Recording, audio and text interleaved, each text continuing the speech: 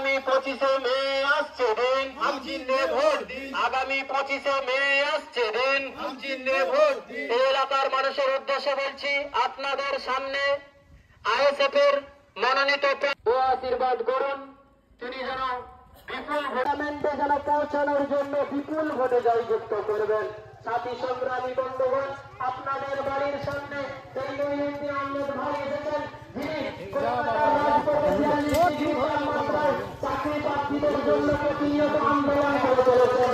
সেই আন্দোলনের মুখ আইএসএফ এর প্রতিবাদী কণ্ঠ, আইএসএফের মনোনীত প্রার্থী তিনি তমলুক লোকসভা কেন্দ্র থেকে খাম চিহ্নে আইএসএফের হয়ে প্রতিদ্বন্দ্বিতা করছেন। তাই পাড়ায় পাড়ায় চোরদের বিরুদ্ধে, রাজ্যে এই দুর্নীতিগ্রস্ত চাকরি চোরদের বিরুদ্ধে গোটার সামনে সেই তমলুক লোকসভা কেন্দ্রের আইএসএফের মনোনীত প্রার্থী